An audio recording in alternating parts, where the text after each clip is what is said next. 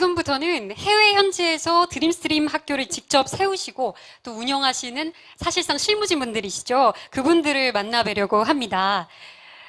네, 일단 콜롬비아의 박재현 선교사님, 또 말라위의 최우영 선교사님 나와주셨습니다. 네, 마이크를 잡아주시고요. 소개 한 분씩 부탁드립니다. 네, 안녕하세요. 콜롬비아 선교사로 있는 박재현입니다. 반갑습니다. 반갑습니다. 네. 네, 안녕하세요. 저는 아프리카 말라위에서 사역하고 있는 최우영 선교사입니다. 네, 두 분 나와주셔서 감사합니다. 지금 선교지 현장에서도 온라인으로 저희를 애타게 기다리고 계신 한 분이 계시는데요. 캄보디아 현지에 계신 김영선 선교사님이십니다. 먼저 선교사님과 얘기를 나눠보도록 하겠습니다. 김 선교사님 안녕하세요. 연결이 되셨을까요?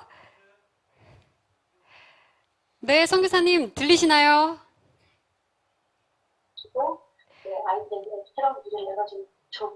네, 선교사님 안녕하세요. 선교사님 들리시나요? 들리나요? 선교사님 안녕하세요. 지금 연결이 조금 원활하지 못한데 선교사님 들리시면 인사 한번 부탁드립니다. 직접 세우시고 운영하시는 사실상 실무진 분들이시죠. 그분들을 만나뵈려고 합니다. 네, 죄송합니다. 지금 원활이 조금 연결이 좀 원활하지 못해서 네, 먼저 그러면 현장에 나와 계신 분들과 얘기를 먼저 나눠보려고 합니다. 네, 먼저 콜롬비아의 박재현 선교사님께 제가 먼저 질문을 드리겠습니다. 네. 네, 선교사님, 콜롬비아가 좀 위험한 나라이기도 하고 사실 사역하기가 쉽지 않은 걸로 제가 알고 있습니다. 그런데 또 그곳에서 복음화를 위해 애쓰고 계시는데 혹시 드림스트림이 지은 학교를 통해서 그 땅에 어떤 변화가 있는지 궁금합니다. 웃음을 줬고요. 그다음 소망을 줬고요. 그리고 기쁨을 줬죠. 왜냐하면 그 위험하기도 했지만 코로나가 온 뒤로 그 대면 수업으로 바뀌었지만 제가 있는 곳은 특별히 가난한 아이들이라서 네. 그 하루에 두 끼만 먹고 뭐 4년 동안 5천 명이 굶어 죽고 살아있는 애들이 또 발육이 잘 안 되는 애들이었어요. 그러니까 와이파이를 이걸 돈을 주고 신청할 수 있는 사람이 아무도 없는 거예요. 그 속에서 제가 이제 학교 수업을 계속했기 때문에 아이들은 굉장히 기쁜 마음으로 그 하루하루 기다렸고요.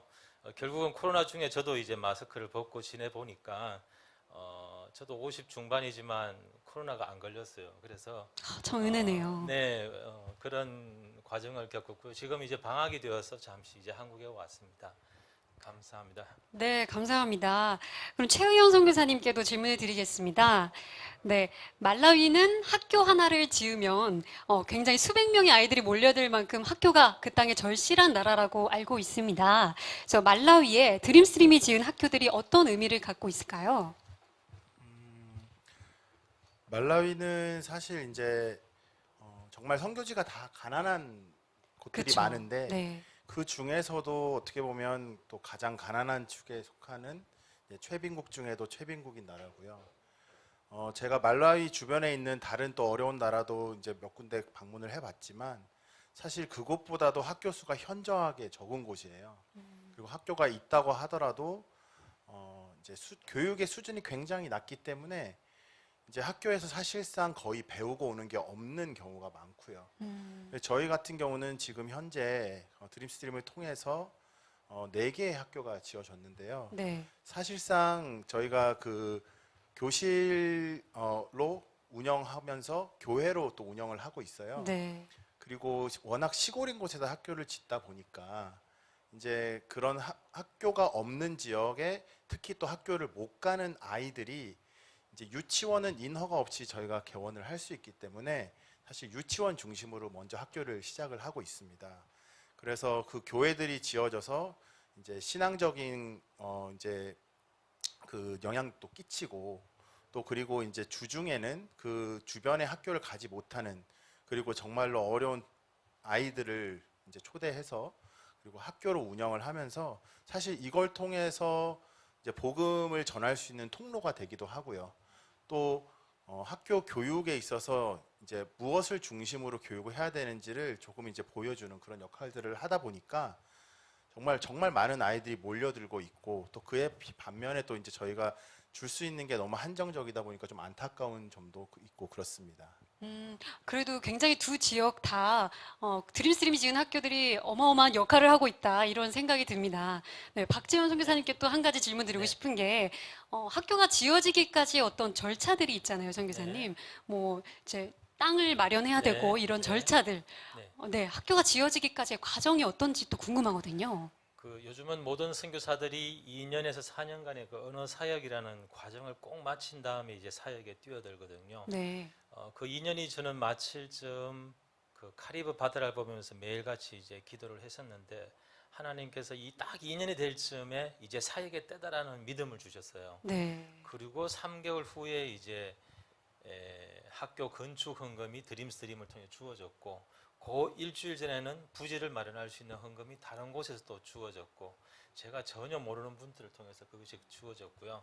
그것을 이제 하나하나 마련해 가면서 이제 그 땅들을 짓고 또 사람 마련하고 또 건축을 하고 또 그 가운데 사람들을 만나고 만나는 중에서 사람들이 기대하는 바를 볼 수 있었고 그러면서 뭐 아무 어려움 없이 기대하는 마음으로 이렇게 다 준비가 되었어요. 그리고 준비를 하고 나니까 선교사들이 이제 선교단체에서 말하기를 대도시에 몰려 있다라고들 많이 해서 좀 안타까워하는데 저는 가난한 곳에 있다 보니까 희소성이 있는 거죠. 네. 그래서 자그마한 교실이었지만 수백 명이 그냥 일주일 만에 몰려와서 오히려 이제 공부에 전념하는 아이들을 추려서 지금 학교 따로 수업을 하고 있고 오히려 30분의 2는 탈락되고 3분의 1만 지금 뽑아서 수업을 하고 있습니다. 그만큼 학교를 참 아이들이 좋아하는구나. 네, 이런 생각이 드는데. 그렇죠. 네, 나눠주셔서 감사합니다. 네, 최선교사님 마지막으로요. 혹시 학교를 통해 성장하고 크게 변화된 학생, 나 이런 학생 좀 기억나는 이가 있다 하시는 분이 있으실까요?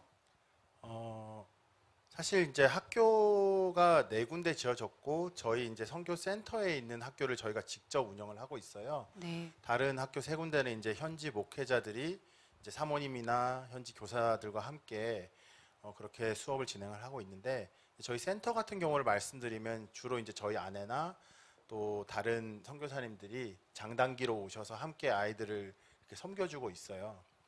이제 처음에 학교를 시작하고 1년 정도, 1년, 2년 정도가 지났을 때 사실 또 코로나가 왔거든요.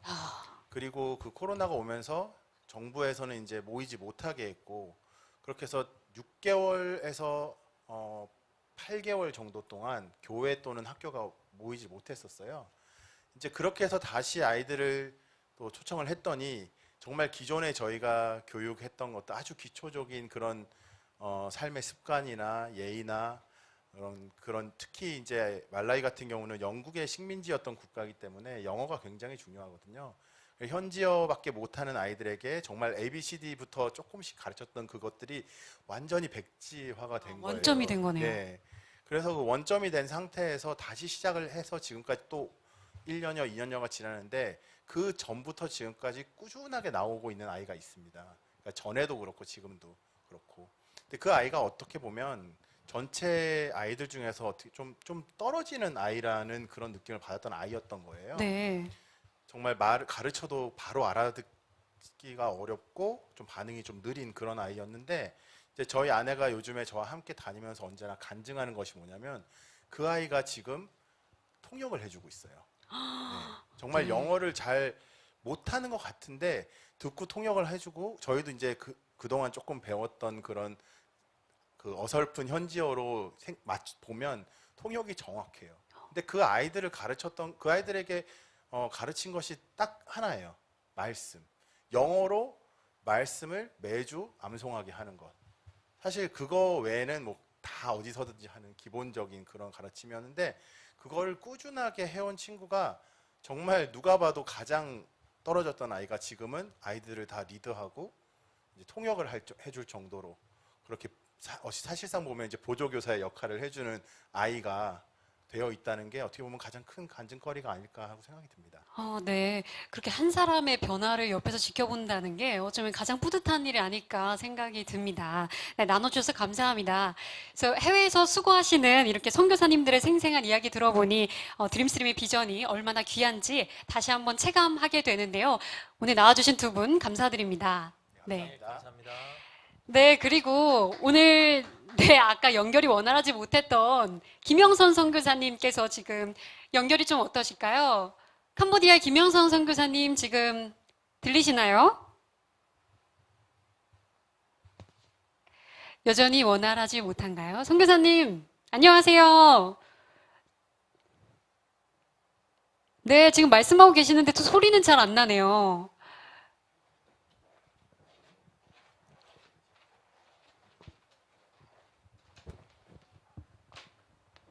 네, 선교사님. 저희는 얼굴 봐서 너무 좋은데 목소리도 듣고 싶습니다. 목소리가 안 들립니다, 선교사님. 혹시 음소거가 돼 있는지 한번 확인 부탁드려요.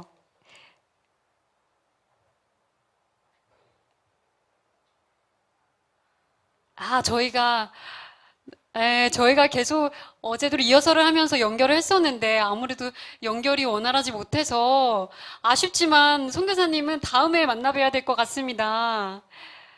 네, 선교사님 마지막으로 한 말씀 더 부탁드릴게요. 혹시나 들리는지. 네, 여보세요? 기적입니다. 와, 정말 들립니다, 선교사님 이제. 안녕하세요, 선교사님. 네, 들리시나요? 네, 선교사님 들리세요? 네, 이제 괜찮습니까? 네, 너무 다행입니다. 이제 잘 들립니다. 선교사님 자기소개 먼저 부탁드립니다. 네, 저는 캄보디아의 김영선 선교사입니다. 반갑습니다. 네, 안녕하세요, 선교사님. 이렇게 만나뵈니까 너무 반가운데요. 선교사님께서는 한국에 나와 계시다가 얼마 전에 다시 캄보디아로 가셨잖아요. 그래서 가기 전부터 그리고 또 현재 가셔서까지 이렇게 드림스트림 콘서트 기획부터 진행 과정에 큰 도움을 주셔서 참 감사드린다라는 말씀 먼저 드리고 싶고요. 오늘은 현지 운영자로 함께 하고 계십니다.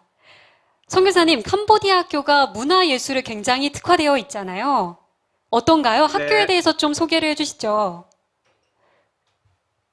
캄보디아의 교육상을 잠깐 소개를 하도록 하겠습니다. 캄보디아는 60년대 말에서 70년대 사이에 캄보디아 내전으로 인하여 가지고서 문화, 예술, 교육, 특별히 종교인 모두가 다 거의 전 인구의 4분의 1 이상이 죽임을 당했습니다. 그러므로 말미암아서 거의 이제 교육이 황폐화가 되었죠. 그래서 특별히 문화 교육이 없습니다. 그랬는데 이제 요즘 들어와 가지고서 NGO들이 조금씩 이제 해외에서 들어오면서 문화적인 기반을 세우고 교육적인 기반을 지금 세워나가는 그러한 입장인데요. 아직까지도 이 캄보디아에서는 스스로가 이렇게 일어날 수 있는 교육적인 상황이 아닙니다. 네, 선교사님 감사합니다. 제가 또 궁금한 게 현장에서 학교를 짓고 운영하시면서 가장 뿌듯하고 또 감사한 순간이 있으신지 언제이실까요? 모든 선교사님들이 그러겠지만 이제는 제가 웬만큼 저를 알아보는 사람들이 생길 때가 있어요. 그래서 이제 여기서 이제 선생님 로꾸로 이렇게 하는데 로꾸로 줍립소 이럴 때가 제일 뿌듯하고요. 이방인인 나를 여기서 좀 알아주는구나라고 생각이 들고 그 다음에 제가 이제 문화예술 분야, 방송 분야를 집중하다가 보니까 여기 캄보디아에 있는 조금 이제 먼저 섰다라는 분들이 저를 찾고 알아줄 때 그때가 제일 기분이 좋지 않는가 생각합니다. 이 모든 게 다 은혜입니다. 네, 선교사님께서 얼마나 또 그 땅에서 사랑을 이렇게 가득 부어주셨는지 그래서 많은 분들이 찾아주시지 않나 생각이 됩니다. 선교사님 또 캄보디아에서 스마트 미디어 아트스쿨 건립을 추진 중이시라고 들었습니다. 스마트 미디어 아트스쿨에 대해서도 설명을 좀 부탁드려요. 캄보디아는 소성불교 국가죠. 그래서 유구한 전통이 있고 문화가 있고 예술이 있어요. 그런데 그 기반이 전부 다 불교 문화입니다. 그랬는데 이 삶 자체를 바꾸고 결국에는 우리가 이들에게 미션, 즉 예를 들어 우리가 이들을 하나님을 믿는 백성으로 만들려고 한다 그러면 그들의 삶이 바뀌어야 되는데 삶이 바뀌려고 한다 그러면 무엇일까요? 중요한 게 문화가 바뀌어야 되고요, 삶이 바뀌어야 되거든요. 그래서 이 집집마다 지금도 집집마다 골목마다 어디에 가나 전부 다 우상단지들이 있고요. 이들이 그 어떤 춤이나 이런 노래 문화 속에서 이들이 갖고 있는 그런 정체성은 굉장히 암울한, 그리고 그냥 토속적이고 뭐 굉장히 그 험악하고 힘든 이런 상황을 지나고 있습니다. 하여 저는 이 문화를 통하여서 이들의 삶을 바꾸고 싶고, 특별히 예술을 통하여서 이들에게 생각을 바꿔주는 그런 운동을 하고 싶었던 거예요. 그래서 스마트 미디어 아트 스쿨을 지금 이제 건립을 다음 주에 시작을 하게 됩니다. 그들이 이제 여기에서 이제 여기에 전문가들, 특별히 이제 문화와 예술의 전문가들을 영입을 하여서 함께 운영을 해 나갈 터인데, 그러므로 말미암아서 이들의 삶이 바뀌고 또 생각이 바뀌고, 그러므로 말미암아 이들이 갖고 있는 정체성이 이제는 그런 어떤 그 우상을 숭배하고 샤머니즘에 매여 있는 이러한 정체성이 바뀌어서 하나님을 믿는 백성으로 바뀌어 나가게 하는 것이 저의 생각이고, 또 하나님께서 저를 향해서 하시고자 하는 그러한 미션이라고 저는 믿고 있습니다. 네, 선교사님 말씀처럼 미디어 아트 스쿨을 통해서 좀 많은 일들이 일어나기를 기대합니다.